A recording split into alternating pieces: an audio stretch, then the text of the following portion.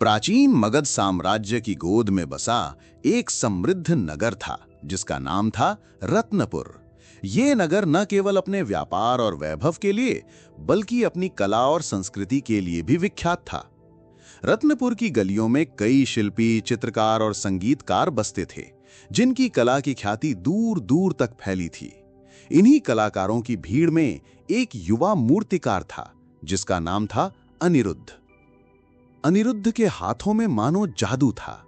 पत्थर का बेजान टुकड़ा भी उसके छेनी हथौड़ी के स्पर्श से जीवंत हो उठता था। उसकी बनाई मूर्तियां इतनी सुंदर और आकर्षक होती थीं कि देखने वाला देखता ही रह जाता। उसमें प्रतिभा की कोई कमी नहीं थी, लेकिन एक चीज थी जो उसे हमेशा परेशान करती थी, अधीरता। वो बहुत जल्दी परिणाम चाहता था। वो चाहता था कि उसकी ख्याति रातों रात पूरे मगध में फैल जाए, सम्राट स्वयं उसे सम्मानित करें और इतिहास के पन्नों ने उसका नाम स्वर्ण अक्षरों में लिखा जाए। उसकी ये अधीरता और सफलता की तीव्र आकांक्षा उसके काम में भी झलकती थी। वो एक मूर्ति पर काम शुरू करता, लेकिन उसका मन पहले ही उस मूर्ति से मिलने वाली प्रशंसा और पुरस्कार की कल्पनाओं में खो जाता। वो मूर्ति के छोटे छोटे विवरणों पर ध्यान केंद्रित नहीं कर पाता था। उसकी उंगलियां पत्थर पर चल रही होती थीं, लेकिन उसका दिमाग भविष्य के सपनों में उड़ान भर रहा होता था। इसका परिणाम ये होता कि उसकी मूर्तियां सुंदर तो होती थीं, पर उनमें वो गहराई, वो आत्मा नहीं होती थी जो एक महान कलाकृति को जन्म देती है। वे निर्जीव सौंदर्य की प्रतिमाएं बनकर रह जाती थीं। एक दिन रत्नपुर के महाराजा ने घोषणा की कि वे राजमहल के मुख्य उद्यान के लिए भगवान बुद्ध की एक विशाल और अपूर्व प्रतिमा स्थापित करवाना चाहते हैं। इसके लिए पूरे साम्राज्य के सर्वश्रेष्ठ शिल्पकारों को आमंत्रित किया गया। ये घोषणा अनिरुद्ध के लिए एक सपने के सच होने जैसा था। यही वो अवसर था जिसका उसे वर्षों से इंतजार था। उसने सोचा, अगर मैं ये प्रतियोगिता जीत गया तो मेरी प्रसिद्धि सूर्य के प्रकाश की तरह चारों दिशाओं में फैल जाएगी। सम्राट स्वयं मुझे सम्मानित करेंगे और इतिहास के पन्नों में मेरा नाम स्वर्ण अक्षरों में लिखा जाएगा। उसने पूरे जोश और जुनून के साथ काम शुरू कर दिया। उसने सबसे उत्तम संगमरमर का पत्थर चुना, अपने औजारों को तेज किया और दिन रात एक कर दिया। वो खाता पीता, सोता जागता, बस अपनी मूर्ति के बारे में ही सोचता। लेकिन उसकी सोच मूर्ति गढ़ने की प्रक्रिया पर केंद्रित नहीं थी, बल्कि उस अंतिम क्षण पर थी जब महाराज उसकी कलाकृति को सर्वश्रेष्ठ घोषित करेंगे। वो हथौड़ा चलाते हुए भी मन में तालियों की गड़गड़ाहट सुनता। छेनी से पत्थर तराशते हुए भी वो अपनी आंखों के सामने सम्मान और स्वर्ण मुद्राओं की चमक देखता। महीनों की कड़ी मेहनत के बाद मूर्ति बनकर तैयार हुई।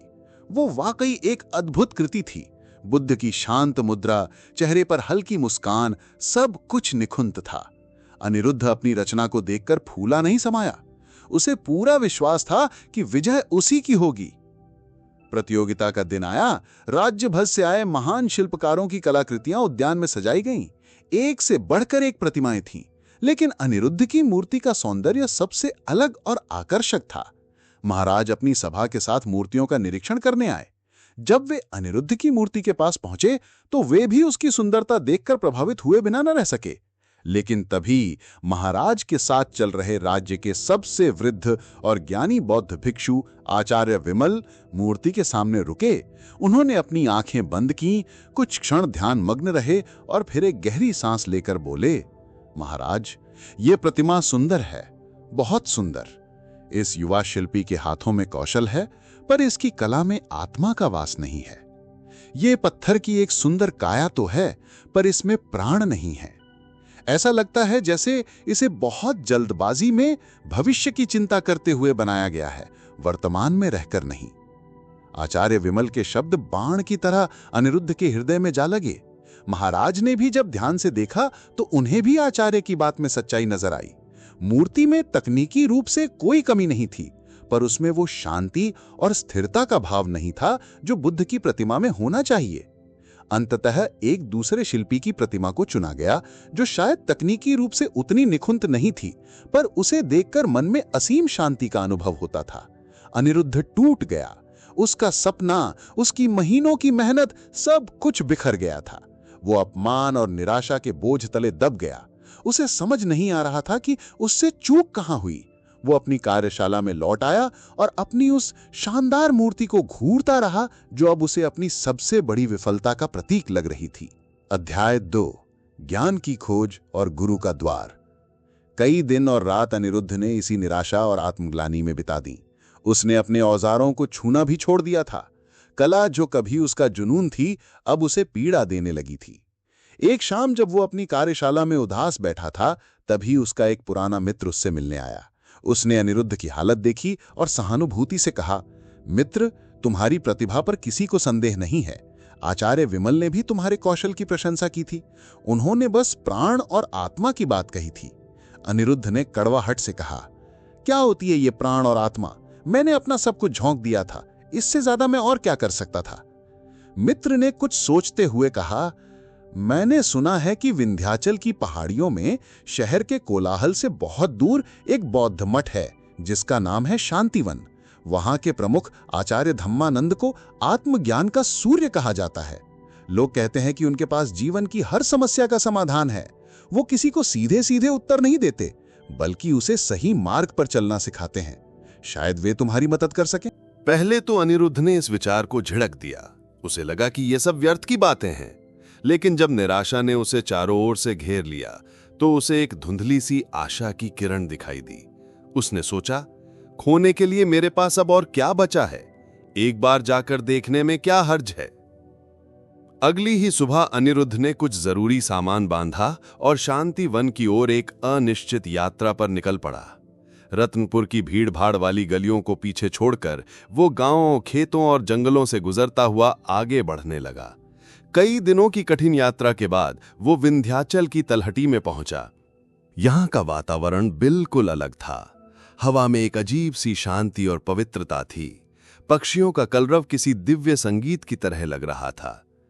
पहाड़ी पर चढ़ाई करते हुए उसे दूर पेड़ों के झुरमुट में छिपे मठ की छत दिखाई दी। जब वो मठ के मुख्य द्वार पर पहुंचा तो उसने देखा कि सब कुछ कितना सरल और शांत था। कोई आडंबर नहीं, कोई दिखावा नहीं। एक युवा भिक्षु ने मुस्कुराकर उसका स्वागत किया और उसे प्रतीक्षा करने के लिए कहा। कुछ देर बाद उसे आचार्य धम्मानंद के कक्ष में ले जाया गया। कक्ष अत्यंत सादा था। एक चटाई, एक पानी का कुंभ और कुछ ग्रंथ। आचार्य धम्मानंद स्वयं एक चटाई पर पद्मासन में बैठे थे। उनके चेहरे पर एक अद्भुत तेज था और उनकी आंखों में असीम करुणा और शांति झलक रही थी। उन्हें देखते ही अनिरुद्ध का आधा अहंकार और क्रोध शांत हो गया। उसने आचार्य को प्रणाम किया और अपनी पूरी कहानी, अपनी महत्वाकांक्षा, अपनी मेहनत, अपनी विफलता और अपनी निराशा, सब कुछ बिना किसी लाग लपेट के कह सुनाया। उसने पूछा, आचार्य, कृपया मेरा मार्गदर्शन करें। मैं अपनी कला में वो प्राण कैसे फूंक सकता हूं? मैं सफलता कैसे प्राप्त करूं? आचार्य धम्मानंद ने उसकी पूरी बात बड़े धैर्य से सुनी। उनकी आंखों में ना तो कोई आश्चर्य था और ना ही कोई निर्णय। जब अनिरुद्ध अपनी बात खत्म कर चुका तो वे कुछ देर मौन रहे।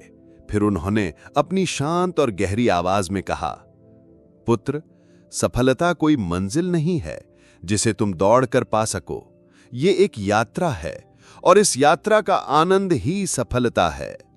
तुम्हारी कला में प्राण इसलिए नहीं है क्योंकि तुम स्वयं अपनी कला में उपस्थित नहीं हो। तुम्हारा शरीर मूर्ति गढ़ता है पर तुम्हारा मन कहीं और भटकता है। अनिरुद्ध ने उलझन से कहा, मैं समझा नहीं गुरुदेव। आचार्य मुस्कुराए, तुम समझ जाओगे। यदि तुम सच में सीखना चाहते हो तो तुम्हें कुछ समय यहीं मठ में रहना होगा। लेकिन एक शर्त है, यहां रहकर तुम मूर्ति कला के बारे में भूल जाओगे। तुम अपने छेनी हथौड़ी को हाथ नहीं लगाओगे। तुम्हें वही करना होगा जो मैं तुमसे कहूंगा। क्या तुम तैयार हो? अनिरुद्ध के लिए यह एक कठिन शर्त थी। कला ही तो उसका जीवन थी। उसे छोड़कर वो कैसे रह सकता था? लेकिन आचार्य की आंखों में उसे एक विश्वास दिखा, एक आश्वासन कि यही मार्ग उसे उसकी मंजिल तक ले जाएगा। उसने एक गहरी सांस ली और सिर झुकाकर कहा, जी गुरुदेव, मैं तैयार हूं। अध्याय 3, पहली सीख, झाड़ू में छिपा रहस्य। अगली सुबह सूर्य की पहली किरण के साथ ही अनिरुद्ध को जगा दिया गया। उसे लगा कि शायद आचार्य उसे ध्यान या किसी गहरे दर्शन की शिक्षा देंगे, लेकिन आचार्य धम्मानंद उसे मठ के विशाल आंगन में ले गए, जो रात की हवा से गिरे सूखे पत्तों से भरा पड़ा था। उन्होंने अनिरुद्ध के हाथ में एक सींग की झाड़ू थमा दी और कहा, आज से तुम्हारा पहला काम इस आंगन को साफ करना है, एक भी पत्ता नहीं रहना चाहिए। अनिरुद्ध हैरान रह गया। मैं रत्नपुर का एक प्रसिद्ध शिल्पी और ये झाड़ू लगाने का काम? उसके अहंकार को गहरी चोट लगी, लेकिन उसे अपना वजन याद था। उसने मन मारकर झाड़ू उठाई और आंगन साफ करना शुरू कर दिया। लेकिन उसका मन इस काम में बिल्कुल नहीं था। वो झाड़ू तो लगा रहा था, पर उसका दिमाग विचारों के बवंडर में फंसा था। ये कैसा ज्ञान है? झाड़ू लगाने से मेरी कला का क्या संबंध? मैं यहां अपना समय बर्बाद कर रहा हूं। इससे अच्छा तो मैं अपनी कार्यशाला में अभ्यास करता। वो जल्दी से जल्दी काम खत्म करके आचार्य के पास जाना चाहता था, ताकि उसे कोई असली काम मिल सके। उसने बेदिली से फटाफट झाड़ू चलाई और पत्तों का एक बड़ा ढेर कोने में लगा दिया। आधे घंटे में ही उसने पूरा आंगन साफ कर दिया और गर्व से आचार्य के पास पहुंचा। गुरुदेव, मैंने आंगन साफ कर दिया। आचार्य धम्मानंद ने आंगन पर एक नजर डाली और फिर अनिरुद्ध की आंखों में झांक कर मुस्कुराए। तुमने पत्ते तो साफ कर दिए पुत्र, लेकिन आंगन अभी भी मैला है। जाओ फिर से साफ करो। अनिरुद्ध को बहुत गुस्सा आया, लेकिन वो चुपचाप वापस गया। उसने देखा आंगन तो बिल्कुल साफ था। फिर भी उसने दोबारा झाड़ू उठाई और पहले से ज्यादा ध्यान से सफाई करने लगा। इस बार उसे 1 घंटा लगा। वो फिर आचार्य के पास गया। आचार्य ने फिर वही उत्तर दिया, अभी भी मैला है, जाओ फिर से साफ करो। ये सिलसिला दोपहर तक चलता रहा। अनिरुद्ध थककर चूर हो गया था। उसका गुस्सा और अहंकार अब हताशा में बदल रहा था। चौथी बार जब आचार्य ने उसे वापस भेजा तो वो लगभग रो पड़ा। वो झाड़ू लेकर आंगन के बीच में बैठ गया और सोचने लगा, मुझसे कहां गलती हो रही है, मैं तो हर पत्ता उठा रहा हूं। तभी आचार्य स्वयं उसके पास आए और उसके बगल में बैठ गए। उन्होंने बड़े स्नेह से कहा, पुत्र, तुम आंगन को साफ करने की कोशिश कर रहे हो, लेकिन तुम्हारा मन कचरे से भरा है। तुम जब झाड़ू लगाते हो तो तुम यहां होते ही नहीं। तुम सोच रहे होते हो कि ये काम कितना छोटा है। तुम सोच रहे होते हो कि तुम अपना समय बर्बाद कर रहे हो। तुम सोच रहे होते हो कि इसके बाद क्या होगा। तुम्हारा ध्यान पत्तों पर नहीं, झाड़ू की गति पर नहीं, बल्कि भविष्य की चिंताओं और अतीत के अहंकार पर है। जिस काम में मन उपस्थित न हो, वो काम हमेशा अधूरा और मैला ही रहता है, चाहे वो झाड़ू लगाना हो या मूर्ति बनाना। आचार्य ने खुद झाड़ू उठाई। अब मुझे देखो। और फिर अनिरुद्ध ने जो देखा वो उसे जीवन भर याद रहा। आचार्य धम्मानंद ने झाड़ू को इस तरह पकड़ा जैसे वो कोई अनमोल वस्तु हो। उनका हर एक मूवमेंट इतना सधा हुआ और शांत था जैसे वे कोई पूजा कर रहे हों। उनकी नजर पूरी तरह से झाड़ू और उसके नीचे आने वाले पत्तों पर केंद्रित थी। उनके चेहरे पर न तो कोई ऊब थी, न कोई जल्दबाजी। ऐसा लग रहा था मानो उस क्षण में उस आंगन में झाड़ू लगाने से ज्यादा महत्वपूर्ण दुनिया में और कोई काम ही नहीं है। वे सिर्फ झाड़ू नहीं लगा रहे थे, वे उस काम के साथ एक हो गए थे। अनिरुद्ध मंत्रमुग्ध होकर देखता रहा। उसे पहली बार समझ आया कि काम में उपस्थित होने का क्या अर्थ होता है। उसे अपने और आचार्य के काम में जमीन आसमान का अंतर दिखाई दिया। आचार्य ने झाड़ू उसे वापस देते हुए कहा, अब तुम प्रयास करो। हर चीज भूल जाओ, अपनी प्रसिद्धि, अपनी विफलता, अपनी मूर्तियां, सब कुछ। बस तुम हो, ये झाड़ू है और ये पत्ते हैं। हर पत्ते को ऐसे उठाओ जैसे वही तुम्हारा ब्रह्मांड है। झाड़ू के हर मूवमेंट को महसूस करो। वर्तमान के इस क्षण में पूरी तरह डूब जाओ। अनिरुद्ध ने एक गहरी सांस ली। उसने अपने मन से सारे विचार निकालने की कोशिश की। उसने झाड़ू उठाई और इस बार उसने आचार्य की नकल करने का प्रयास किया। यह बहुत मुश्किल था। उसका मन बार बार भटकता था, लेकिन वो उसे खींचकर वापस झाड़ू और पत्तों पर लाता। धीरे धीरे उसे उस काम में एक लय महसूस होने लगी। उसे झाड़ू की सरसराहट एक संगीत की तरह लगने लगी। उसे पहली बार उस साधारण से काम में एक अजीब सा आनंद मिला। उस दिन शाम तक उसने आंगन को इस तरह साफ किया जैसा पहले कभी नहीं किया था। जब काम खत्म हुआ तो वो पसीने से भीगा था, पर उसके मन में एक अभूतपूर्व शांति थी। उसने आचार्य को जाकर प्रणाम किया। आचार्य ने मुस्कुराकर कहा, आज आंगन सच में साफ है। ये तुम्हारी पहली सीख थी अनिरुद्ध। जो भी करो पूरे मन से करो, पूरी सजगता से करो। यही वो आदत है जो तुम्हें एक दिन सफल बनाएगी। सफलता किसी बड़े काम को करने में नहीं, बल्कि हर छोटे काम को बड़ी महानता से करने में छुपी है। अनिरुद्ध की आंखों में आंसू थे। आज उसने पत्थर तराशना नहीं, बल्कि स्वयं को तराशना सीखा था।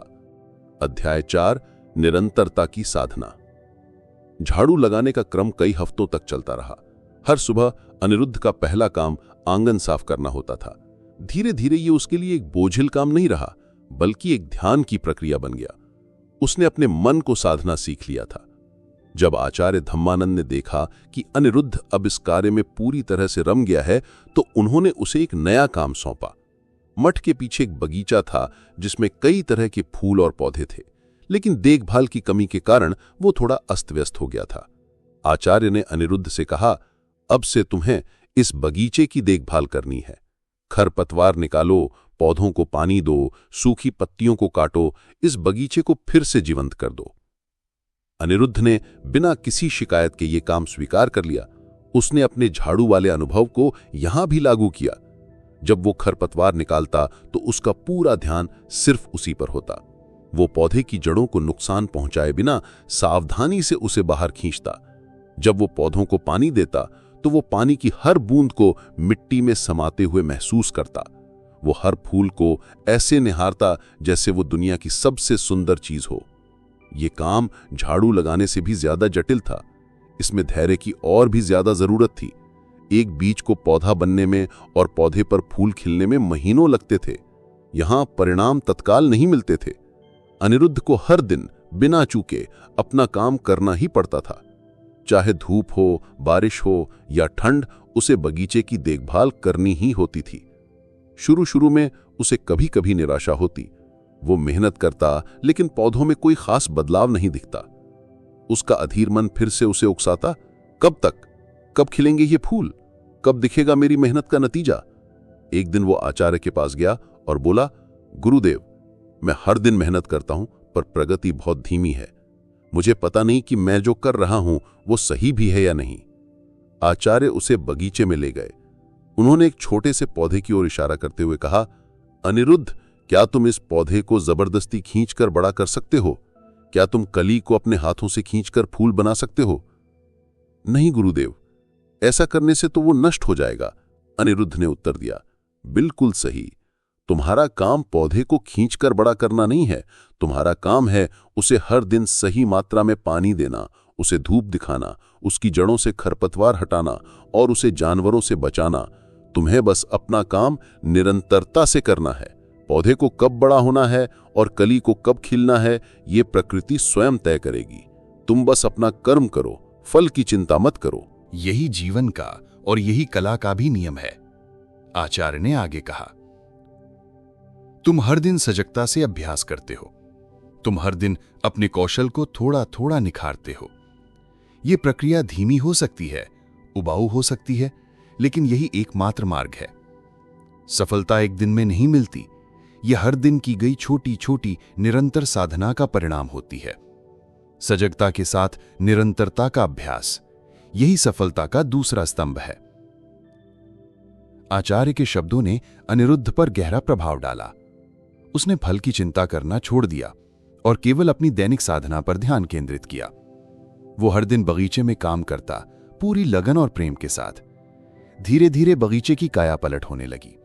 सूखी जमीन पर हरी घास उगाई, मुरझाए पौधे हरे भरे हो गए और फिर एक दिन कलियां खिलने लगी। कुछ ही महीनों में पूरा बगीचा रंग बिरंगे फूलों से महक उठा। तितलियां और भंवरे उस पर मंडराने लगे। वो बगीचा मठ का सबसे सुंदर हिस्सा बन गया था।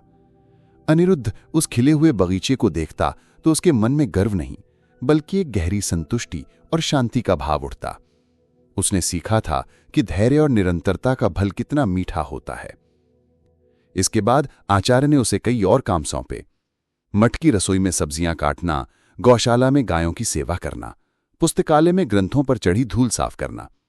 हर काम साधारण था, लेकिन अनिरुद्ध ने हर काम को असाधारण लगन और सजगता से किया।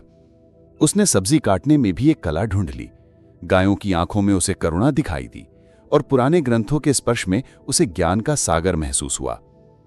1 साल बीत गया। रत्नपुर का प्रसिद्ध अहंकारी और अधीर मूर्तिकार अनिरुद्ध अब पूरी तरह बदल चुका था। वो एक शांत, धैर्यवान और सजग व्यक्ति बन गया था। उसने सीख लिया था कि जीवन के हर छोटे से छोटे कार्य में कैसे आनंद और सार्थकता ढूंढी जा सकती है। अध्याय 5, वापसी और सच्ची सफलता। एक दिन आचार्य धम्मानंद ने अनिरुद्ध को अपने पास बुलाया। उन्होंने कहा, पुत्र, तुम्हारी शिक्षा पूरी हुई। तुमने वो सीख लिया है जो सिखाने के लिए मैं तुम्हें यहां लाया था। अब तुम वापस रत्नपुर जा सकते हो। अनिरुद्ध ने आचार्य के चरणों में सिर रखकर कहा, गुरुदेव, मेरी इच्छा अब किसी प्रतियोगिता को जीतने या प्रसिद्ध होने की नहीं है। मेरा मन यहीं की शांति में रम गया है। कृपया मुझे यहीं रहने की अनुमति दें। आचार्य मुस्कुराए। नहीं अनिरुद्ध, तुम्हारा कर्म क्षेत्र ये मठ नहीं, तुम्हारी कार्यशाला है।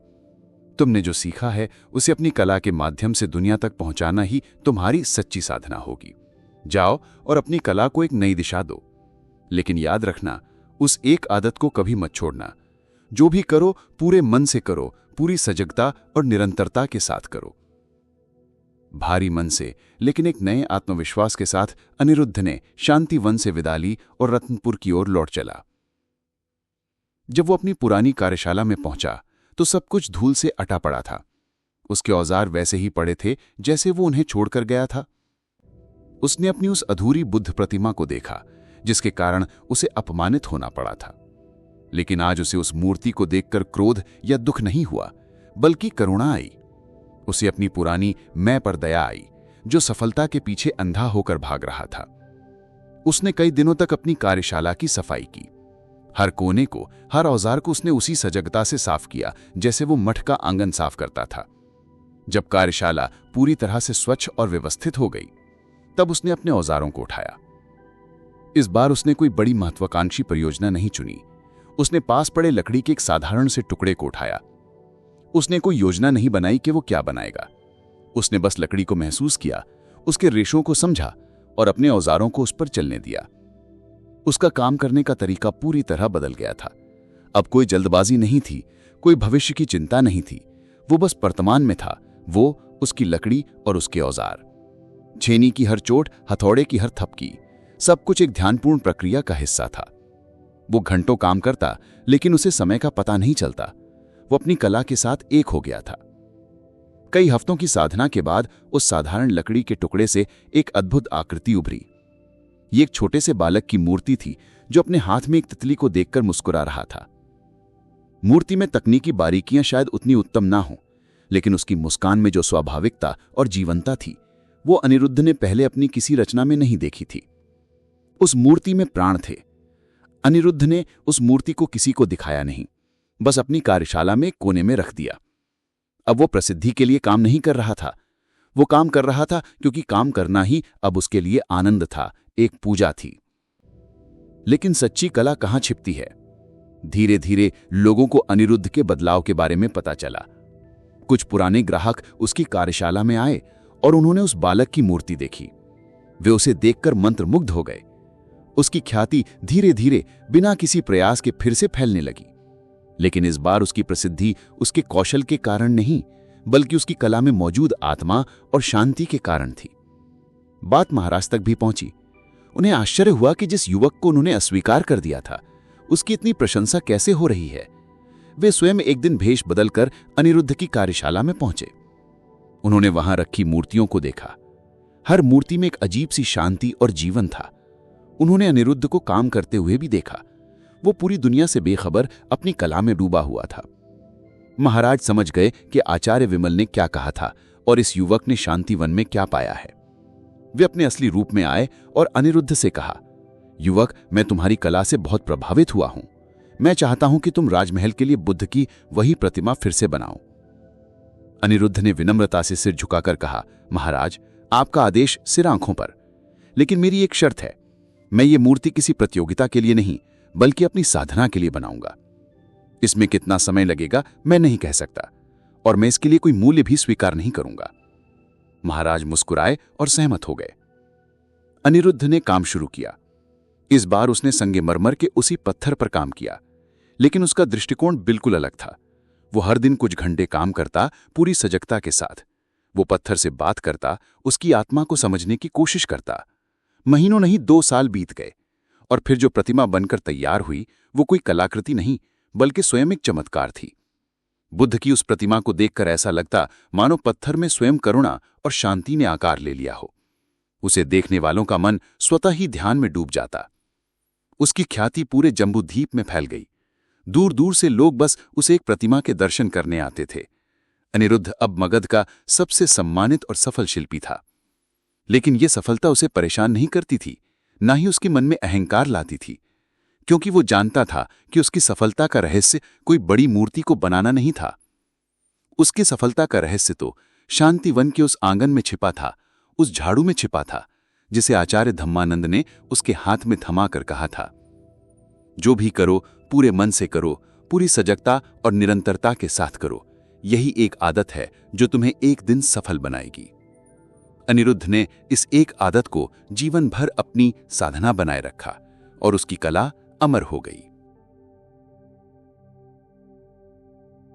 मगध के विशाल मैदानों में, जहां गंगा की सहायक नदियां धरती को सींचकर सोना उगलने पर विवश कर देती थीं, एक छोटा सा गांव था जिसका नाम था धन्यग्राम। जैसा नाम वैसा ही गांव। वहां के खेत हमेशा लहलहाती फसलों से भरी रहते और लोगों के चेहरे पर संतोष और समृद्धि की चमक होती। इसी गांव में एक युवा किसान रहता था जिसका नाम था सोहन। सोहन के लिए उसकी जमीन केवल मिट्टी का एक टुकड़ा नहीं थी, वह उसका स्वप्न थी, उसका भविष्य थी, उसकी पहचान थी। अपने पिता से विरासत में मिली उस छोटी सी जमीन पर वह दिन रात मेहनत करता। वह मिट्टी से बात करता, बीजों में भविष्य के अंकुर देखता और बारिश की हर बूंद में ईश्वर का आशीर्वाद महसूस करता। उसका पसीना जब मिट्टी में मिलता तो उसे चंदन की सुगंध आती। इस साल उसने अपनी सारी जमा पूंजी लगाकर बेहतरीन किस्म के धान के बीज बोए थे। उसने दिन रात एक कर दिया था। खेत की जुताई, बीजों का रोपण, सिंचाई और खरपतवार की निराई। फसल ऐसी लहलहाई थी जैसी पहले कभी नहीं। धान की बालियां सुनहली और दानों से भरी हुई थीं, गर्व से अपना सिर उठाए हवा में झूम रही थीं। उन्हें देखकर सोहन का हृदय भी झूम उठता। वह अपनी पत्नी राधिका से कहता, देखो ना राधिका, इस बार इतनी उपज होगी कि हम अपना पुराना कर्ज भी चुका देंगे और तुम्हारे लिए चांदी की पायल भी बनवाएंगे। राधिका उसकी मेहनत को देखकर मुस्कुराती और उसके लिए छाछ और रोटी लेकर खेत पर पहुंच जाती। उनके छोटे छोटे सपनों का ताना बाना उन लहलहाते धान के पौधों से ही बुना गया था। कटाई में बस 1 सप्ताह शेष था। सोहन हर सुबह उठता और सबसे पहले अपने खेत की ओर दौड़ता, यह देखने कि उसकी सुनहरी फसल कैसी लग रही है। वह एक एक बाली को ऐसे छूता जैसे कोई पिता अपने बच्चे के गालों को सहला रहा हो। लेकिन नियति ने कुछ और ही सोच रखा था। एक दोपहर जब सूरज आग उगल रहा था, आकाश का रंग अचानक बदलने लगा। देखते ही देखते काले भयावह बादल इस तरह उमड़ घुमड़ कर आए जैसे राक्षसों की कोई सेना आकाश पर कब्जा करने आ रही हो। हवा उन्मत्त हो गई, पेड़ों को ऐसे झकझोरने लगी जैसे वे उन्हें जड़ से उखाड़ फेंकेंगी। और फिर बारिश शुरू हुई। ये वह जीवनदायिनी बारिश नहीं थी जिसका किसान स्वागत करते हैं। ये एक प्रलय थी। बूंदें नहीं बल्कि पानी की मोटी मोटी रस्सियां आकाश से बरस रही थीं। बिजली कड़कती तो ऐसा लगता मानो आकाश फट जाएगा। सोहन अपनी झोपड़ी से असहाय होकर यह विनाश लीला देख रहा था। उसका दिल हर पल डूब रहा था। वह बस एक ही प्रार्थना कर रहा था कि हे इंद्रदेव, रुक जाओ, मेरी साल भर की मेहनत को इस तरह नष्ट मत करो। लेकिन उसकी प्रार्थना अनसुनी रह गई। पूरी रात और अगला पूरा दिन मूसलाधार बारिश होती रही। गांव के पास की छोटी नदी उफन कर पागल हो गई और उसका पानी किनारों को तोड़ता हुआ खेतों में घुस गया। जब 2 दिन बाद बारिश थमी और सूरज निकला तो दृश्य हृदय विदारक था। जहां कल तक सुनहरी फसल लहलहा रही थी, वहां आज केवल कीचड़, पानी और विनाश का एक अंतहीन विस्तार था। धान के पौधे जड़ से उखड़कर कीचड़ में सने पड़े थे। बालियां जो दानों के बोझ से झुकी थीं, अब पानी में गल रही थीं। सोहन का खेत एक खेत नहीं बल्कि एक उजाड़ वीरान दलदल लग रहा था। वह दौड़ता हुआ अपने खेत तक पहुंचा। घुटनों तक कीचड़ में धंसकर वह उस बर्बादी के बीच में खड़ा हो गया। उसने एक उखड़े हुए पौधे को उठाया। उसकी मुट्ठी में धान के सड़े हुए दानों के साथ केवल कीचड़ और पानी आया। यह केवल एक पौधा नहीं था, यह उसका स्वप्न था जो उसकी मुट्ठी में दम तोड़ रहा था। उसकी आंखों से आंसुओं की धारा बह निकली। वह वहीं उस कीचड़ में घुटनों के बल बैठ गया और दहाड़े मारकर रोने लगा। उसका रोना उस उजाड़ खेत के मौन में और भी भयानक लग रहा था। उसका सब कुछ लुट चुका था। उसकी मेहनत, उसकी पूंजी, उसके सपने, सब कुछ उस बाढ़ के पानी में बह गया था। अब उसके सिर पर कर्जा का बोझ था और भविष्य में केवल अंधकार। दिन बीतने लगे। गांव के दूसरे किसान धीरे धीरे इस सदमे से उभरने की कोशिश कर रहे थे, एक दूसरे को ढांढस बंधा रहे थे और आने वाले कल की योजना बना रहे थे। लेकिन सोहन टूट चुका था। वह खुद को अपनी झोपड़ी में बंद कर चुका था। ना वह किसी से बात करता, न कुछ खाता पीता, बस एकटक शून्य में घूरता रहता। राधिका उसे समझाने की बहुत कोशिश करती, पर उसकी हर बात बेअसर रहती। वह हर सुबह उठता और अपने खाली उजाड़ खेत के पास जाकर बैठ जाता। वह घंटों उस कीचड़ और सड़ान से भरे खेत को देखता रहता। वह खेत अब उसकी विफलता का, उसकी टूटी हुई किस्मत का प्रतीक बन गया था। उसे उस खेत से घृणा हो गई थी। वह उसे फिर से देखना नहीं चाहता था, पर वह उससे अपनी नजरें हटा भी नहीं पाता था। वह उस दुख के दलदल में धंसता ही जा रहा था। एक दिन जब वह इसी तरह अपने खेत के किनारे एक पत्थर पर सिर झुकाए बैठा था, उसे अपने पास किसी के खड़े होने का आभास हुआ। उसने नजरें उठाकर नहीं देखा। उसे लगा गांव का कोई व्यक्ति होगा जो उसे सांत्वना देने आया होगा। उसे इन खोखली सांत्वनाओं से चिढ़ हो गई थी। लेकिन आने वाले व्यक्ति ने कुछ कहा नहीं। वह बस चुपचाप उसके पास खड़े रहे। उनकी उपस्थिति में एक अजीब सी शांति थी, एक ऐसी शीतलता जो उसके जलते हुए हृदय तक पहुंच रही थी। कुछ देर बाद एक शांत, करुणा से भरी आवाज उसके कानों में पड़ी। तुम्हारा दुख बहुत गहरा है पुत्र। सोहन ने चौंक कर सिर उठाया। उसने देखा कि एक भिक्षुक, जिनके शरीर पर गेरुआ वस्त्र था और चेहरे पर एक अद्भुत तेज, शांत भाव से उसकी ओर देख रहे थे। उनकी आंखों में ना तो दया थी, ना ही निर्णय। उनमें एक गहरी समझ थी, मानो वे उसके हृदय की हर कोने को देख सकते हों। ये स्वयं बुद्ध थे, जो अपनी यात्रा के दौरान उस गांव से गुजर रहे थे। सोहन की आंखों से फिर से आंसू बह निकले। उसने कड़वाहट से कहा, आप मेरे दुख को नहीं समझ सकते भगवान। मेरा सब कुछ लुट गया। ये खेत जो मेरा जीवन था, अब एक शमशान बन गया है। बुद्ध ने अपनी दृष्टि उसके खेत पर डाली। उन्होंने उस कीचड़, उस विनाश को देखा। फिर उन्होंने सोहन की आंखों में झांककर मुस्कुराए, एक बहुत ही कोमल मुस्कान। मैं तुम्हारे खेत में विनाश नहीं देख रहा सोहन। मैं देख रहा हूं कि ये खेत अब थक गया है। इसने तुम्हें भरपूर देने की कोशिश की। इसने अपनी पूरी शक्ति लगा दी। अब ये खाली है और इसे विश्राम की आवश्यकता है। सोहन ने उलझन से उनकी ओर देखा। विश्राम? ये बंजर हो गया है भगवान। ये किसी काम का नहीं रहा। बुद्ध उसके पास जमीन पर बैठ गए। उन्होंने कहा, क्या तुम जब दिन भर मेहनत करके थक जाते हो तो रात में विश्राम नहीं करते? क्या तुम्हारा शरीर और मन अगले दिन काम करने के लिए नई शक्ति नहीं जुटाता? तुम्हारी ये धरती भी तुम्हारी ही तरह जीवंत है। ये तुम्हारी मां है। इस बाढ़ ने इसे केवल नष्ट नहीं किया है, इसने इसे एक अवसर दिया है, गहरा विश्राम करने का, अपनी खोई हुई शक्ति को फिर से पाने का। उन्होंने सोहन का हाथ अपने हाथ में लिया और कहा, आओ मेरे साथ इस खेत को एक नई दृष्टि से देखो। भाग 2, खालीपन की सुंदरता। बुद्ध सोहन को लेकर उस उजाड़ खेत के बीचों बीच खड़े हो गए। सोहन के लिए ये एक पीड़ादायक अनुभव था। जिस कीचड़ और सड़ांत से वो दूर भागना चाहता था, आज वो उसी के हृदय में खड़ा था। उसके पैर घुटनों तक ठंडे चिपचिपे कीचड़ में धंसे थे। उसे अपनी मेहनत की लाशों की दुर्गंध आ रही थी। उसकी आंखें फिर से भरने लगीं। अपनी आंखें बंद करो सोहन, बुद्ध ने शांत स्वर में कहा। सोहन ने अविश्वास से उनकी ओर देखा। वो इस नर्क में आंखें बंद करके क्या करता?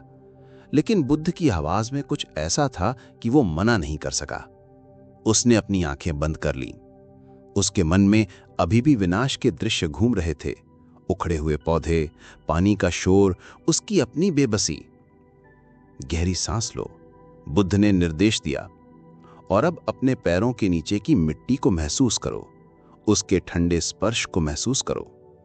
ये मत सोचो कि ये कीचड़ है, ये सोचो कि ये धरती मां की गोद है जो तुम्हें थामे हुए है। सोहन ने झिझकते हुए ऐसा ही किया। उसने गहरी सांस ली और अपना पूरा ध्यान अपने पैरों पर केंद्रित किया। शुरू में उसे केवल चिपचिपापन और ठंडक महसूस हुई, लेकिन जैसे जैसे वो ध्यान केंद्रित करता गया, उसे कुछ और महसूस होने लगा। उसे मिट्टी की नमी महसूस हुई, उसकी गहराई महसूस हुई। उसे लगा जैसे धरती की नसें उसके पैरों से जुड़ गई हैं। अब इस हवा को महसूस करो जो तुम्हारे चेहरे को छू रही है। इसमें अभी भी नमी है, लेकिन इसमें एक ताजगी भी है। ये बदलाव की हवा है। ये अपने साथ पुरानी सड़ी हुई ऊर्जा को बहा के ले जा रही है। सोहन ने हवा पर ध्यान दिया। सचमुच उस हवा में सड़ांध के साथ साथ एक अजीब सी सौंधी गीली मिट्टी की गंध भी थी। ये वो गंध थी जो पहली बारिश के बाद उठती है, एक ऐसी गंध जो जीवन का वादा करती है। अब सुनो, बुद्ध ने फुसफुसाते हुए कहा। ध्यान से सुनो, क्या तुम्हें कुछ सुनाई दे रहा है? सोहन ने अपने कान खोले। उसे पहले तो कुछ सुनाई नहीं दिया, सिवाय हवा की हल्की सरसराहट के। लेकिन जब उसने और गहरे ध्यान से सुना तो उसे ध्वनियां सुनाई देने लगी। पानी के छोटे छोटे गड्ढों में से हवा के बुलबुलों के फूटने की आवाज, कीचड़ के नीचे किसी कींचुए के रेंगने की धीमी हरकत, दूर किसी मेंढक की टर टर। ये बहुत ही सूक्ष्म ध्वनियां थीं जिन्हें उसने पहले कभी नहीं सुना था। उसके खेत में, जिसे वो शमशान समझ रहा था, अभी भी जीवन था। एक नया अलग तरह का जीवन अंकुरित हो रहा था। तुम्हारा खेत मर नहीं गया है सोहन, बुद्ध ने कहा। ये बस रूपांतरित हो रहा है। ये अपनी पुरानी खाल उतार रहा है ताकि नई धारण कर सके। ये जो खालीपन तुम्हें दिख रहा है, ये विनाश नहीं है, ये तैयारी है। ये मौन है जो एक नए संगीत को जन्म देगा। बुद्ध ने उसे आंखें खोलने को कहा। सोहन ने अपनी आंखें खोलीं। सूरज अब थोड़ा ऊपर चढ़ आया था और उसकी किरणें गीली मिट्टी पर पड़कर चमक रही थीं। कीचड़ के छोटे छोटे तालाबों में आकाश का नीला प्रतिबिंब दिख रहा था। कुछ छोटे छोटे हरे पौधे, जिन्हें बाढ़ उखाड़ नहीं पाई थी, अब कीचड़ से अपना सिर बाहर निकालने की कोशिश कर रहे थे। दृश्य अभी भी उजाड़ था, पर अब वो सोहन को भयानक नहीं लग रहा था। उसे उसमें एक अजीब सी शांति, एक खालीपन की सुंदरता दिखाई दे रही थी। देखो इस खाली आकाश को, बुद्ध ने ऊपर इशारा करते हुए कहा। वो खाली है, इसीलिए वो सूरज, चांद और अनगिनत तारों को धारण कर सकता है। देखो इस खाली खेत को, ये खाली है ताकि ये भविष्य में फिर से हजारों बीजों को अपनी गोद में धारण कर सके और उन्हें जीवन दे सके। खालीपन अंत नहीं है सोहन, ये शुरुआत के लिए सबसे जरूरी शर्त है। जब तक पुराना नहीं जाएगा तब तक नया आएगा कैसे? जब तक खेत खाली नहीं होगा तब तक नई फसल के लिए बीज कहां बोओगे? बुद्ध की बातें सोहन के हृदय में अमृत की तरह उतर रही थीं। वो पहली बार अपने खेत को दुख और हानि की दृष्टि से नहीं, बल्कि एक संभावना की दृष्टि से देख रहा था। उसे समझ आ रहा था कि वो जिसे अंत समझकर रो रहा था, वो शायद एक नई और बेहतर शुरुआत की तैयारी थी। तुम्हारा मन भी इस खेत की ही तरह है सोहन। दुख, क्रोध और निराशा की बाढ़ ने तुम्हारे मन की सारी खुशियों और आशाओं की फसल को नष्ट कर दिया है। तुम्हारा मन भी अब इस खेत की तरह खाली, कीचड़ और सड़ान से भर गया है। तुम भी अपने मन को देखकर उसी तरह घृणा और पीड़ा महसूस कर रहे हो जैसे इस खेत को देखकर कर रहे थे। लेकिन जैसे ये खेत आराम कर रहा है, जैसे ये खुद को शुद्ध कर रहा है, वैसे ही तुम्हें भी अपने मन को विश्राम देने की जरूरत है। उसे खाली होने दो, अपने दुख और क्रोध को स्वीकार करो, उन्हें महसूस करो और फिर इन्हें इस हवा की तरह बह जाने दो। अपने मन की मिट्टी को शांत होने दो। जब तुम्हारा मन पूरी तरह से शांत और खाली हो जाएगा, तभी तुम उसमें आशा और साहस के नए बीज बो सकोगे। वे खेत से बाहर आए और पास के एक बड़े बरगद के पेड़ की छाया में बैठ गए। सोहन का मन अब पहले से बहुत हल्का था। उस पे आंसू सूख गए थे और उनकी जगह उसकी आंखों में एक नई जिज्ञासा ने ले ली थी। उसने पूछा, लेकिन भगवान, मैं ये कैसे करूं? मेरा कर्ज, मेरा परिवार, भविष्य की चिंता, ये सब मुझे शांत नहीं होने देते। बुद्ध स्मुराए, तुमने कभी किसी बीज को उगते देखा है सोहन? वो जल्दबाजी नहीं करता। वो जमीन के अंधेरे में धैर्य से पड़ा रहता है। वो सही समय पर सही नमी और गर्मी पाकर ही अंकुरित होता है। तुम्हें भी धैर्य रखना होगा। अभी तुम्हारा काम भविष्य की चिंता करना नहीं है। अभी तुम्हारा काम है इस खालीपन के साथ रहना सीखना, इस विश्राम का सम्मान करना। हर दिन आओ, अपने इस खाली खेत के पास बैठो, इसे देखो, इसकी शांति को महसूस करो, इसकी गंध को अपनी सांसों में भरो। कुछ मत करो, बस रहो। जैसे ये खेत बस है चुपचाप, शांत, अपनी तैयारी में। धीरे धीरे तुम देखोगे कि तुम्हारा मन भी इस खेत की तरह शांत होने लगेगा। और जब मन शांत होगा तो तुम्हें आगे का रास्ता अपने आप दिखाई देने लगेगा। जैसे अंधेरा छटने पर रास्ते खुद ब खुद दिखने लगते हैं। उस दिन सोहन को एक ऐसा ज्ञान मिला जो उसे किसी भी शास्त्र या उपदेश से नहीं मिल सकता था। उसने अपने खाली खेत में जीवन का सबसे बड़ा पाठ सीखा था, विश्राम का पाठ, खालीपन का पाठ और हर अंत में छिपी एक नई शुरुआत का पाठ। भाग 3, मौन की साधना और धरती का संगीत। बुद्ध कुछ दिन उस गांव में रुके और फिर अपनी यात्रा पर आगे बढ़ गए, लेकिन उनके शब्द सोहन के हृदय में बीज की तरह स्थापित हो गए थे। उसने ठीक वैसा ही करने का निश्चय किया जैसा बुद्ध ने उसे सिखाया था। अगली सुबह वह जल्दी उठा, लेकिन आज वह दुख या निराशा के साथ नहीं, बल्कि एक शांत मन और एक नई दृष्टि के साथ अपने खेत की ओर चला। राधिका ने उसे जाते देखा तो हैरान हुई। कई दिनों बाद आज सोहन के चेहरे पर कोई तनाव नहीं था। वह खेत के किनारे उसी पत्थर पर जाकर बैठ गया। उसने अपने सामने फैले उस खाली कीचड़ से भरे विस्तार को देखा, लेकिन आज उसे वह वीरान नहीं लगा। उसे वह एक विशाल सोई हुई सत्ता की तरह लगा जो गहरी नींद में आराम कर रही थी। उसने अपनी आंखें बंद की और बुद्ध के सिखाए अनुसार गहरी सांसें लेने लगा। उसने अपना पूरा ध्यान अपने आसपास के वातावरण पर केंद्रित किया। हवा में अभी भी मिट्टी की वही सौंधी गंध थी। पक्षियों का कलरव अब उसे शोर नहीं बल्कि संगीत लग रहा था। उसने अपने मन को भटकने नहीं दिया। जब भी भविष्य की चिंता या अतीत का दुख उसे घेरने की कोशिश करता, वह अपनी चेतना को वापस अपनी सांसों पर और धरती की उस गंध पर ले आता। यह आसान नहीं था। उसका मन सालों से चिंता और योजनाएं बनाने का आदी था। शांत और खाली बैठना उसके लिए सबसे कठिन काम था।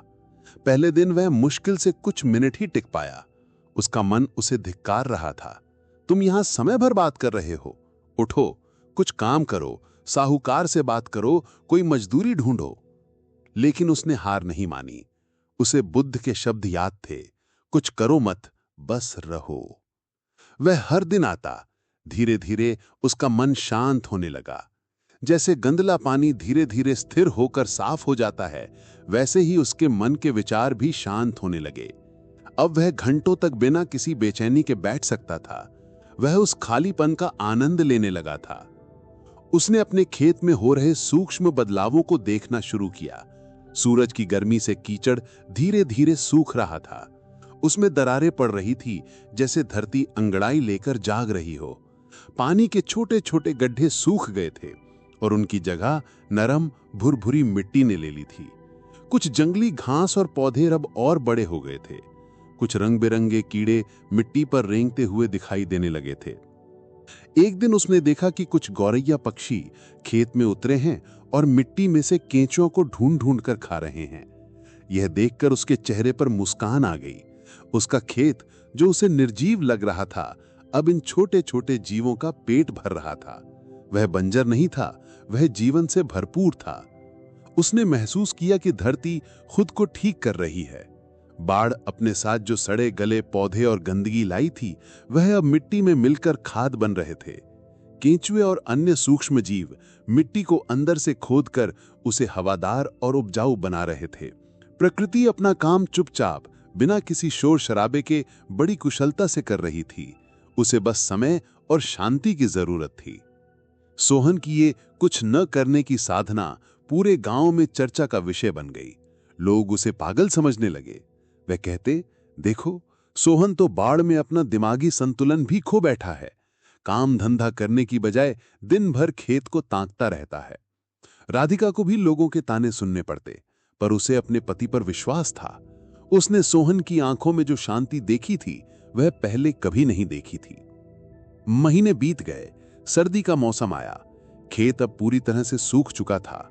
मिट्टी अब काली और भुरभुरी लग रही थी, नई फसल के लिए तैयार।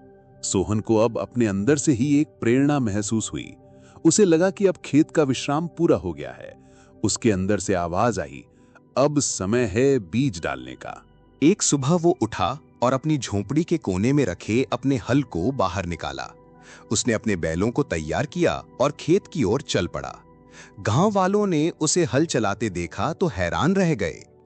जब हल का फाल सूखी, विश्राम कर चुकी धरती में घुसा तो एक अद्भुत सौंधी महक उठी।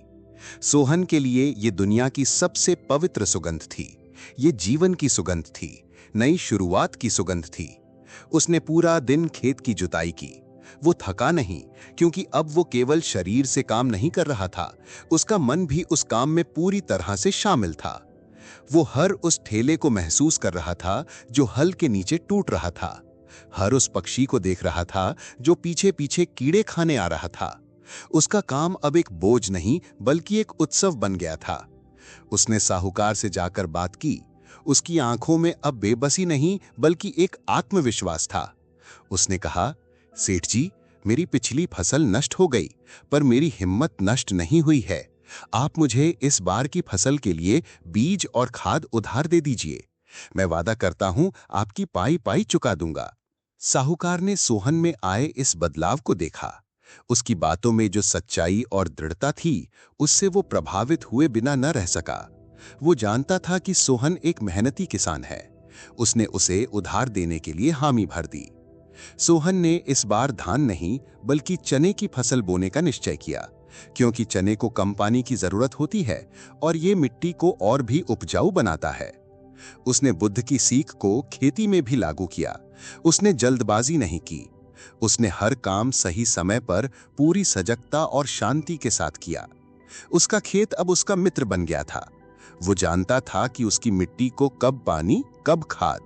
वो पौधों को बढ़ते हुए देखता तो उसे लगता जैसे वो अपने बच्चों को बड़ा होते हुए देख रहा है।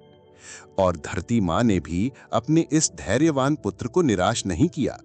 उस साल चने की ऐसी भरपूर फसल हुई जो गांव में किसी ने पहले नहीं देखी थी। दानों से भरे पौधे ऐसे लग रहे थे मानो जमीन पर हरे मोतियों की चादर बिछ गई हो। जब फसल कटकर घर आई तो सोहन ने सबसे पहले साहूकार का कर्ज चुकाया। फिर उसने राधिका के लिए चांदी की वही पायल खरीदी जिसका उसने वादा किया था। राधिका ने जब पायल पहनी तो उसकी छनक में सोहन को अपने खेत का संगीत सुनाई दिया। उसने बुद्ध को मन ही मन धन्यवाद दिया। उन्होंने उसे केवल उसकी फसल नहीं लौटाई थी, उन्होंने उसे जीवन का एक ऐसा रहस्य समझाया था जो उससे कोई बाढ़, कोई तूफान कभी नहीं छीन सकता था। उसने सीखा था कि जीवन में कभी-कभी खालीपन और मौन सबसे बड़ा वरदान होते हैं। वे हमें अवसर देते हैं अपनी जड़ों की ओर लौटने का, अपनी ऊर्जा को फिर से सहेजने का और एक नई, ज्यादा मजबूत शुरुआत करने का। उसका खाली खेत अब उसकी विफलता का नहीं, बल्कि उसके सबसे बड़े गुरु का प्रतीक था। भाग 4, ज्ञान का अंकुरण और साझा करना। सोहन की सफलता की कहानी जल्द ही पूरे गांव और आसपास के क्षेत्रों में फैल गई। लोग हैरान थे कि जो व्यक्ति कुछ महीने पहले निराशा के गहरे सागर में डूब चुका था, वो इतनी जल्दी न केवल उबरा बल्कि पहले से कहीं ज्यादा सफल कैसे हो गया। कई किसान जो अपनी समस्याओं से जूझ रहे थे, सलाह लेने के लिए सोहन के पास आने लगे। एक शाम जब सोहन अपने घर के आंगन में बैठा था, गांव के कुछ बड़े बुजुर्ग किसान उसके पास आए। उनमें से एक हरिराम, जो अपनी कम होती उपज से बहुत परेशान था, उसने पूछा, सोहन, हमें भी बताओ, तुमने ऐसा कौन सा जादू कर दिया? कौन सी नई खाद डाली या कौन सा नया बीज बोया? तुम्हारी जमीन तो जैसे सोना उगल रही है। सोहन मुस्कुराया। उसने उन सभी को अपने पास बैठने का आग्रह किया। उसने कहा, काका, मैंने कोई नई खाद या बीज का इस्तेमाल नहीं किया। मैंने तो बस वही किया जो हमारी धरती माँ हमेशा से करती आई है। मैंने उसे विश्राम करने दिया। फिर सोहन ने बुद्ध से हुई अपनी भेंट और उनसे मिली सीख के बारे में विस्तार से बताया। उसने बताया कि कैसे उसने अपने खाली खेत के मौन को सुनना सीखा, कैसे उसने धरती को खुद को ठीक करने का समय दिया और कैसे उसने कुछ न करने की कला सीखी। शुरू में किसानों को उसकी बातें अजीब लगी। वे जीवन भर कड़ी मेहनत के सिद्धांत पर चलते आए थे। उनके लिए कुछ न करना या विश्राम देना समय की बर्बादी जैसा था। हरिराम ने संदेह से कहा, लेकिन सोहन, हमारे पास इतना समय कहाँ है? हमें हर मौसम में फसल उगानी पड़ती है, परिवार का पेट पालना है, कर्ज चुकाना है। सोहन ने बड़ी विनम्रता से उत्तर दिया, काका, मैं आपकी बात समझता हूं, लेकिन आप ही सोचिए, जब हम एक ही खेत पर साल दर साल बिना रुके फसल उगाते रहते हैं, तो क्या हम उसकी सारी शक्ति नहीं निचोड़ लेते? जैसे हमारा शरीर लगातार काम करने से थक जाता है, वैसे ही ये धरती भी थक जाती है, और थकी हुई धरती आपको कभी भी भरपूर फसल नहीं दे सकती। मैंने सीखा है कि कभी-कभी पीछे हटना आगे बढ़ने का सबसे तेज तरीका है। कुछ समय के लिए खेत को खाली छोड़ना, उसे परती रहने देना घाटे का सौदा नहीं है, ये एक निवेश है। इस दौरान धरती अपनी खोई हुई ताकत वापस पाती है। जंगली घास और पुराने अवशेष सड़कर उसे प्राकृतिक खाद देते हैं। जब आप उस विश्राम कर चुकी नई ऊर्जा से भरी धरती पर बीज बोते हैं, तो वो आपको आपकी उम्मीद से कहीं गुना ज्यादा लौट आती है। उसने अपना उदाहरण दिया। जब मेरी धान की फसल नष्ट हुई तो मैं भी आप ही की तरह सोच रहा था। मैं तुरंत कुछ और बो देना चाहता था ताकि नुकसान की भरपाई हो सके। लेकिन बुद्ध ने मुझे रुकना सिखाया।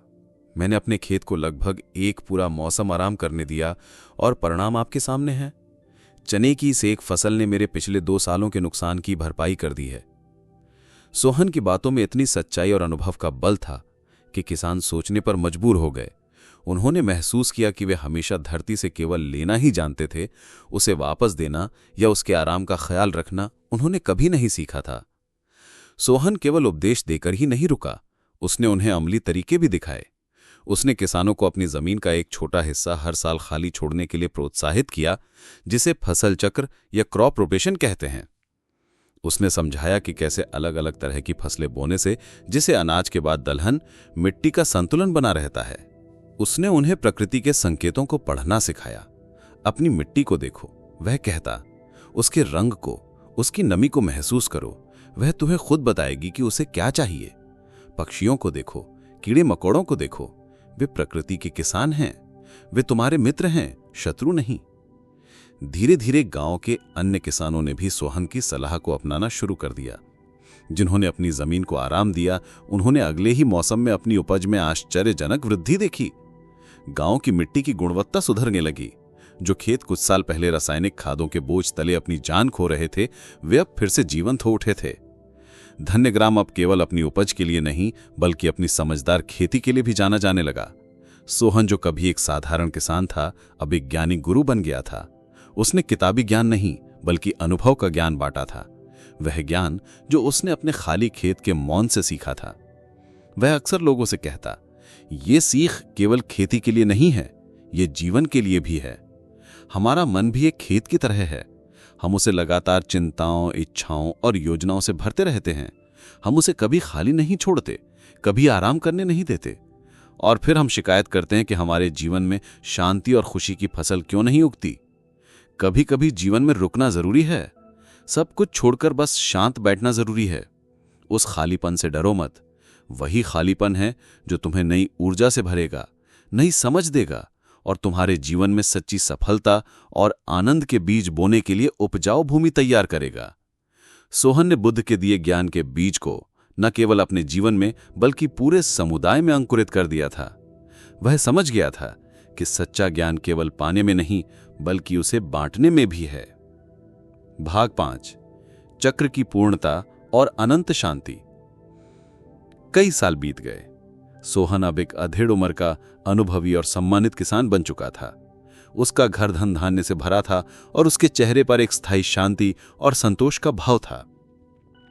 राधिका की चांदी की पायल अब सोने की हो गई थी, लेकिन उनके जीवन की सबसे बड़ी दौलत वह समझ थी जो उन्होंने साथ मिलकर हासिल की थी। उसका खेत अब पूरे मगध में एक मिसाल था। वह हर साल अपनी जमीन के एक हिस्से को आराम देता और उसकी बाकी जमीन पर फसलें लहलहाते। उसने सीखा था कि प्रकृति के साथ लड़कर नहीं बल्कि उसके साथ मिलकर कैसे काम किया जाता है। एक दोपहर वह अपने खेत में काम कर रहा था। सूरज आसमान में चमक रहा था और हवा में पकी हुई फसल की मीठी गंध आ रही थी। तभी उसने देखा कि एक जाना पहचाना साया उसकी ओर बढ़ रहा है। वही शांत चाल, वही गेरुआ वस्त्र, वही करुणामयी आभा। ये स्वयं बुद्ध थे जो वर्षों बाद फिर से उसी रास्ते से गुजर रहे थे। सोहन दौड़कर उनके चरणों में गिर पड़ा। उसकी आंखों में कृतज्ञता के आंसू थे। उसने कहा, भगवान, आपके दिए ज्ञान ने मेरा जीवन बदल दिया। आपने मुझे केवल मेरा खेत नहीं बल्कि मुझे मेरा जीवन वापस दे दिया है। बुद्ध ने उसे उठाकर गले से लगा लिया। उन्होंने उसकी आंखों में झांका और मुस्कुराए। मैंने तुम्हें कुछ नहीं दिया सोहन, मैंने तो बस तुम्हें उस ज्ञान की ओर इशारा किया था जो तुम्हारे भीतर और तुम्हारे इस खेत में पहले से ही मौजूद था। तुमने उसे स्वयं खोजा है, अपनी मेहनत और अपने धैर्य से।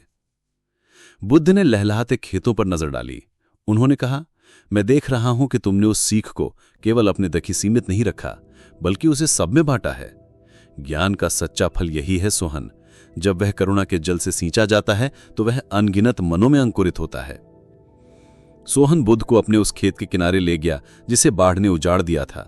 अब वहां घने फलदार वृक्ष खड़े थे जो राहगीरों को छाया और फल देते थे। वे उस पत्थर पर जाकर बैठ गए जहां वे पहली बार मिले थे। सोहन ने कहा, भगवान, जब भी मैं परेशान होता हूं या मेरा मन भटकता है, मैं यहां आकर बैठ जाता हूं।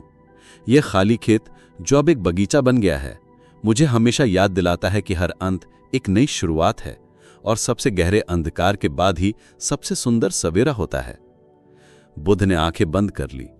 वे उस स्थान की शांति को महसूस कर रहे थे। वहां अब केवल पेड़ों, पक्षियों और हवा का संगीत नहीं था। वहां सोहन के संतोष का, उसके ज्ञान का और उसकी कृतज्ञता का संगीत भी था।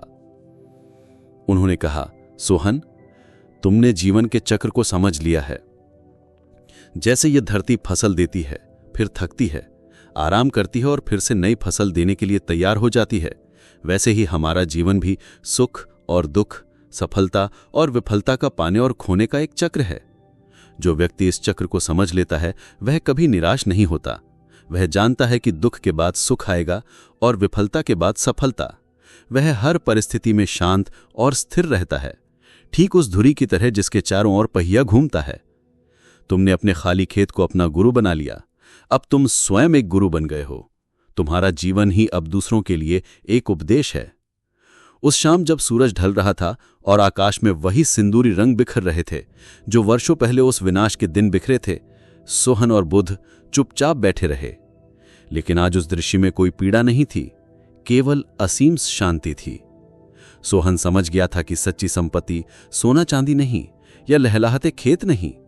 सच्ची संपत्ति तो मन की वह शांति है, वह समझ है जो जीवन के हर उतार चढ़ाव या डिग रहती है। उसने अपने खाली खेत में केवल फसल उगाना ही नहीं सीखा था, उसने अपने जीवन में आनंद उगाना सीख लिया था। और यही वह ज्ञान था जो पीढ़ी दर पीढ़ी उस गांव में जीवित रहा। जब भी कोई किसान निराश होता, जब भी कोई व्यक्ति जीवन की कठिनाइयों से हार मानने लगता, तो गांव के बुजुर्ग उसे सोहन और उसके खाली खेत की कहानी सुनाते। वे उसे बताते कि कैसे सबसे बड़ी ताकत सबसे गहरे विश्राम में छिपी होती है और कैसे सबसे उजाड़ दिखने वाला खालीपन ही अनंत संभावनाओं का गर्भ होता है। सूर्य पश्चिम में धीरे धीरे उतर रहा था। उसकी सुनहरी किरणें अब नारंगी और सिंदूरी रंगों में बदल रही थीं। जैसे कोई कुशल चित्रकार आकाश के विशाल कैनवास पर दिन के अंतिम रंगों को बिखेर रहा हो।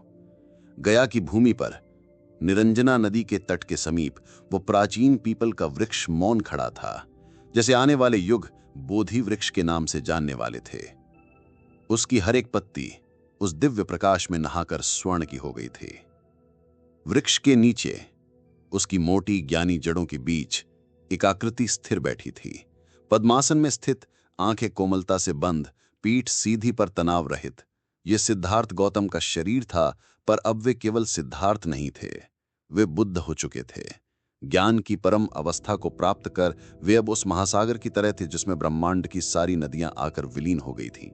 उनके चेहरे पर कोई भाव नहीं था, ना हर्ष, ना विषाद, ना आश्चर्य, केवल एक असीम अथाह शांति थी जो शब्दों और भावनाओं से परे थी। दिन भर का कोलाहल अब थम रहा था। पक्षियों के झुंड अपने घोंसलों की ओर लौट रहे थे। उनका अंतिम कलरव हवा में घुलकर शांत हो रहा था। दूर किसी गांव से उठता धुआं आकाश में एक पतली रेखा बना रहा था और फिर अनंत में खो जाता था। हवा धीमी पड़ गई थी, मानो वो भी उस परम मौन का सम्मान कर रही हो जो उस वृक्ष के नीचे घटित हुआ था। बुद्ध की सांसें एक शांत लय में चल रही थी, इतनी गहरी, इतनी स्थिर कि उनका आना जाना लगभग महसूस ही नहीं होता था। हर सांस के साथ ब्रह्मांड की प्राण ऊर्जा उनके भीतर प्रवेश करती और हर सांस के बाहर जाने के साथ करुणा और शांति की लहरें चारों दिशाओं में फैल जाती। ये एक मौन संवाद था, अस्तित्व के साथ एक हो जाने का अनुभव। बोधि वृक्ष ने उन्हें अपनी छतरी जैसी शाखाओं से ढक रखा था, जैसे कोई मां अपने शिशु की रक्षा कर रही हो। इस वृक्ष ने सिद्धार्थ की तपस्या को देखा था, उनके संघर्ष को महसूस किया था और अब वो उनके ज्ञानोदय का पहला साक्षी था। उसकी पत्तियां जो दिन में हवा के साथ खेलती थीं, अब स्थिर हो गई थीं। वे केवल कभी कभी हौले से कांपतीं जब हवा की कोई लहर बुद्ध की सांसों की लय को छूकर गुजरती। जैसे जैसे सूरज क्षितिज के नीचे डूबता गया, आकाश का रंग गहरे नीले और बैंगनी रंग में परिवर्तित हो गया। पहला तारा टिमटिमाया, फिर दूसरा, फिर अनगिनत। वे हीरे की तरह लग रहे थे जो किसी ने रात की काली चादर पर बिखेर दिए हों।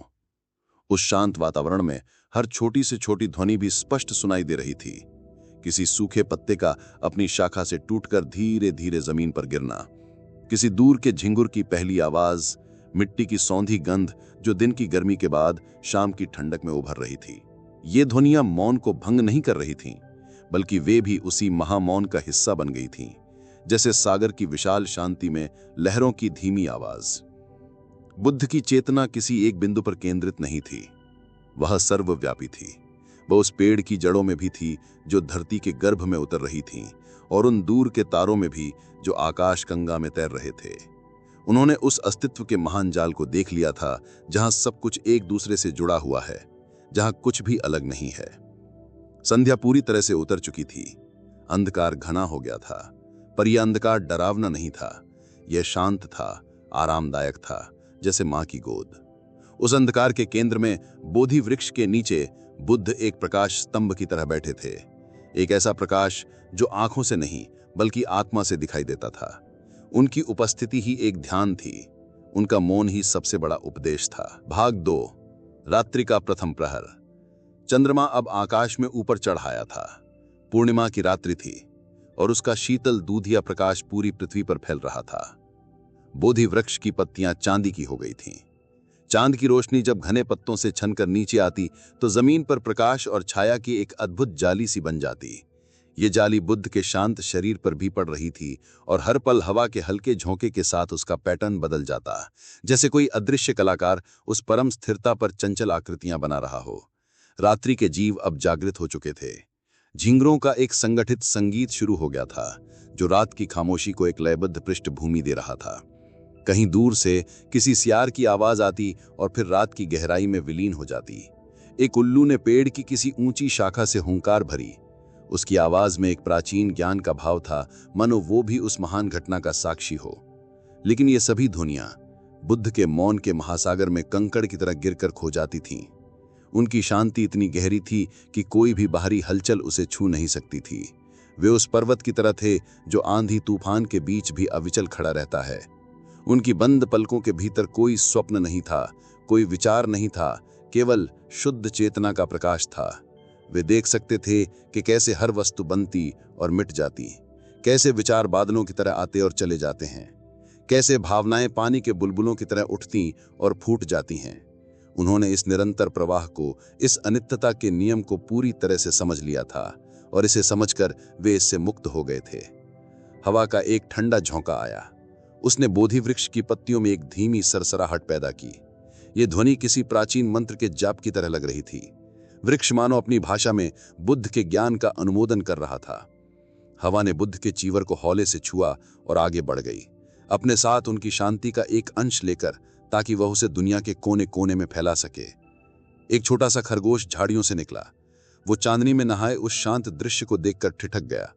उसने अपनी छोटी काली आंखों से उस स्थिर आकृति को देखा। उसे कोई भय महसूस नहीं हुआ। उस स्थान पर एक ऐसी अभय की ऊर्जा थी कि हिंसक जीव भी अपनी हिंसा भूल जाते। खरगोश कुछ देर तक वहीं खड़ा रहा, फिर धीरे धीरे फुदकता हुआ बुद्ध के पास आया, उनके पैरों की घास को सूंघा और फिर चुपचाप वहीं बैठ गया, जैसे उसे वहां दुनिया का सबसे सुरक्षित आश्रय मिल गया हो। समय अपनी सामान्य गति खो चुका था। पल, मिनट और घंटे एक दूसरे में विलीन हो गए थे।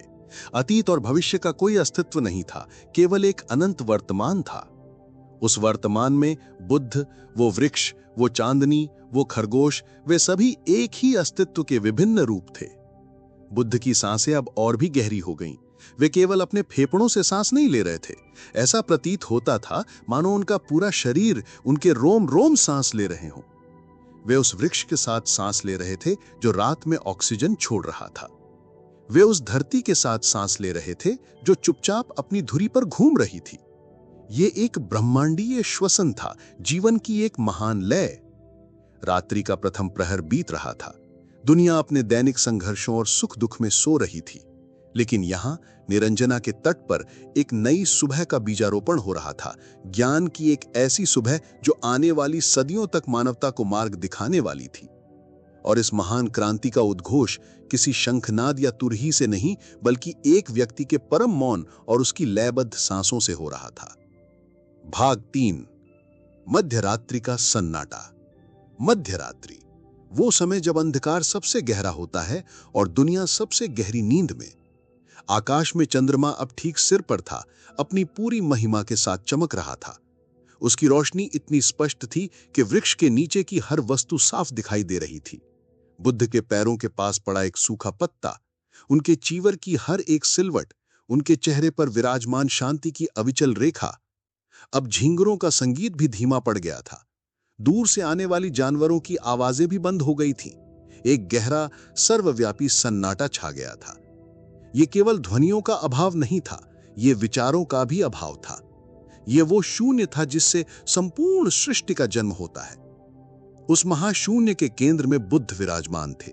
उनकी चेतना अब शरीर की सीमाओं से पूरी तरह मुक्त हो चुकी थी। वे उस बोधि वृक्ष की जड़ों की गहराई को महसूस कर सकते थे जो धरती के अंधेरे गर्भ में पानी की तलाश में फैली थीं।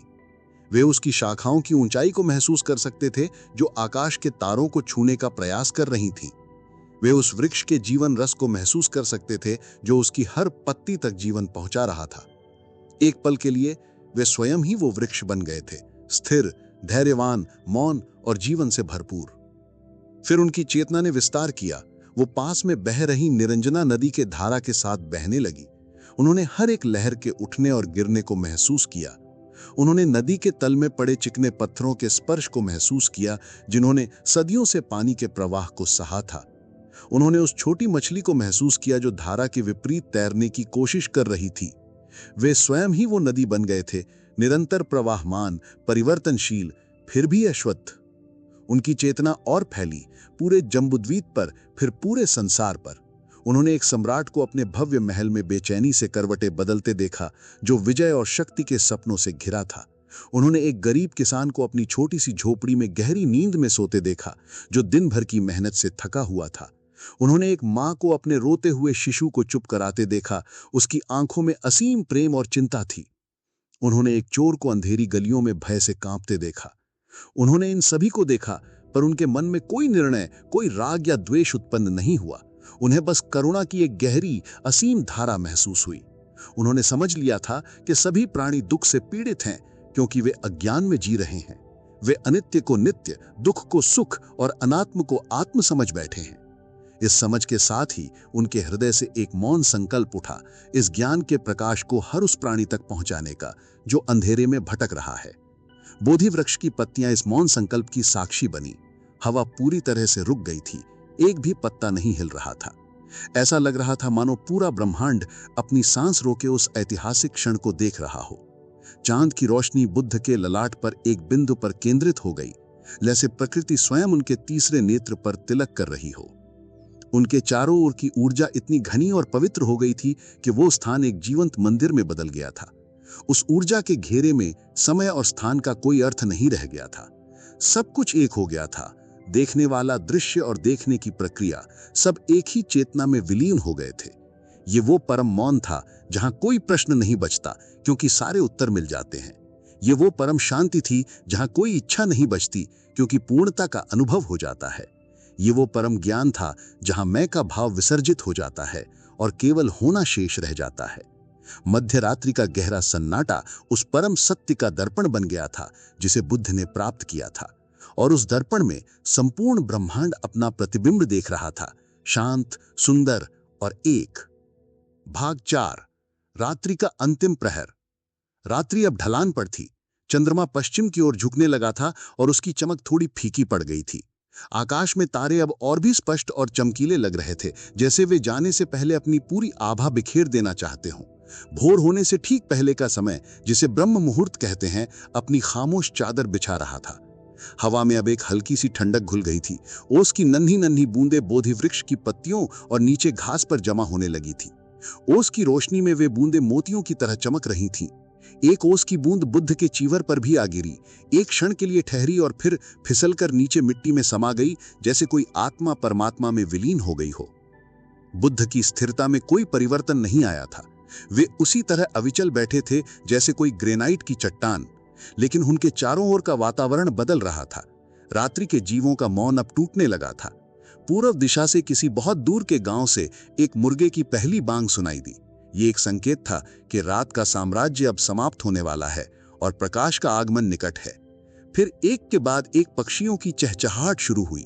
पहले एक चिड़िया की दबी दबी सी आवाज, फिर दूसरी, और फिर जैसे पूरे पक्षी समाज में यह संदेश फैल गया हो कि जागने का समय हो गया है। उनका संगीत धीरे धीरे बढ़ता गया और जल्दी ही उसने झींगुरों के संगीत की जगह ले ली। ये एक नया संगीत था, आशा से भरा, जीवन से भरा, नई शुरुआत का संगीत। बुद्ध की सांसें उसी शांत लय में चलती रहीं, लेकिन अब वे उस जागते हुए संसार की लय के साथ तालमेल बिठा रही थी। वे उस पहली चिड़िया की चहचहाहट में भी थे और उस ओस की बूंद में भी जो घास पर कांप रही थी। उनका ज्ञान केवल एक बौद्धिक समझ नहीं था, बल्कि एक जीवंत अनुभव था, जिसमें वे हर पल सृष्टि के साथ एक नया संबंध स्थापित कर रहे थे। एक गिलहरी पेड़ के तने से नीचे उतरी, अपनी पूंछ को फुर्र से हिलाया और बुद्ध के पास से गुजरकर अपने भोजन की तलाश में निकल गई। रात भर उनके पास बैठा खरगोश भी अब जाग गया था। उसने अपने कान खड़े किए, चारों ओर देखा और फिर उछलता हुआ वापस झाड़ियों में गायब हो गया।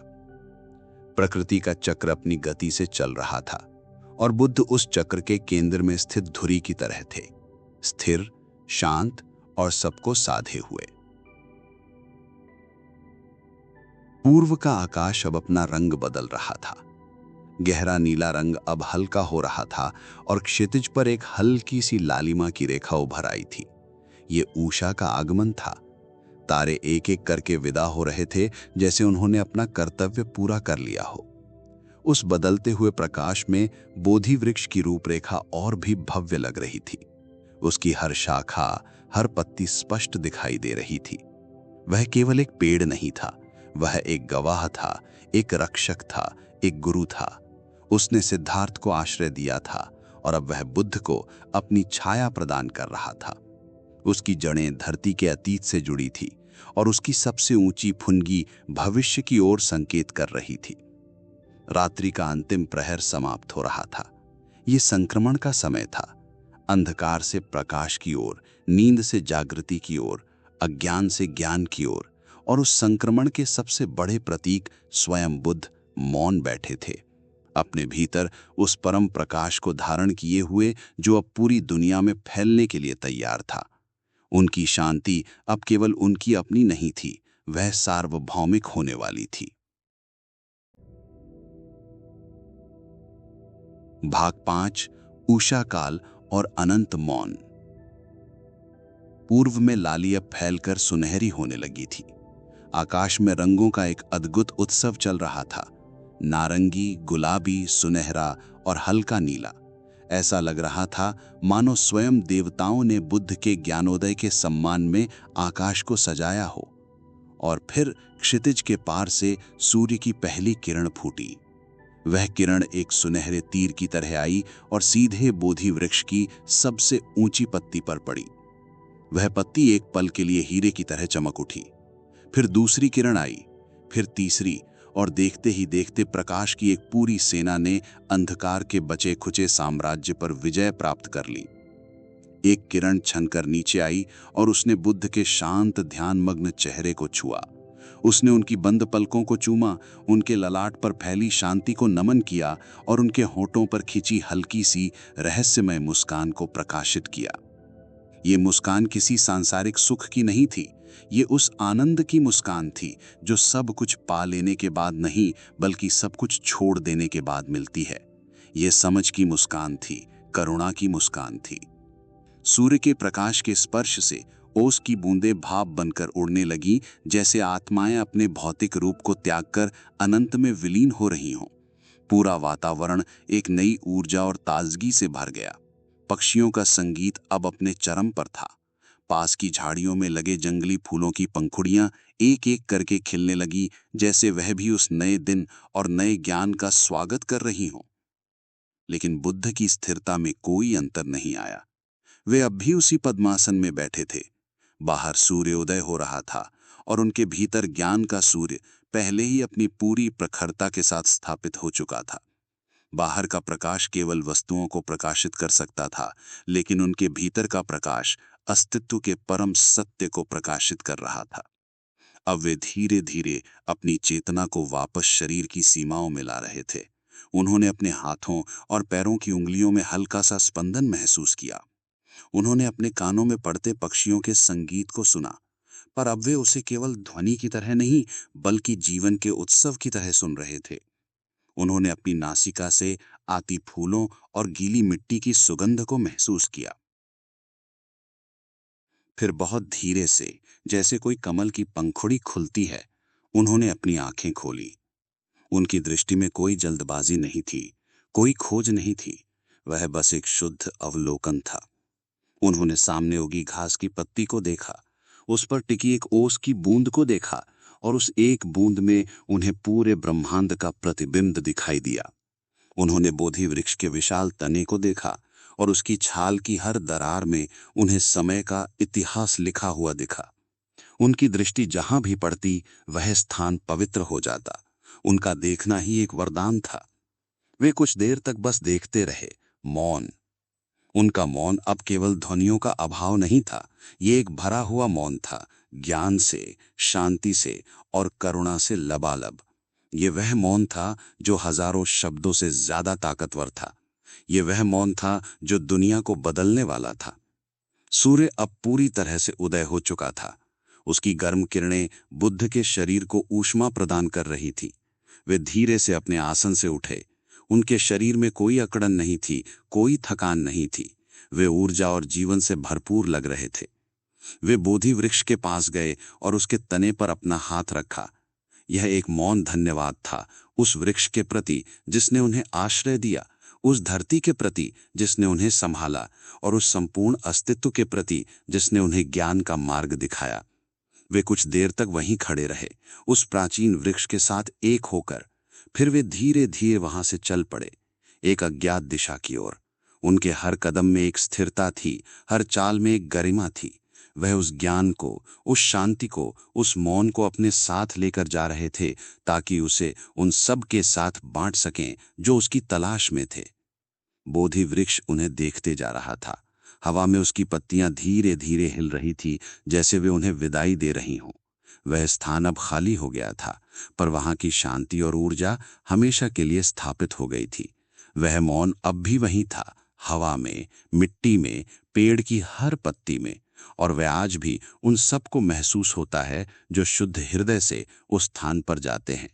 बुद्ध चले गए थे, पर उनका मौन वहीं रह गया था, एक शाश्वत उपदेश के रूप में, एक खुले द्वार के रूप में जो हर किसी को उस परम शांति की ओर आमंत्रित करता है।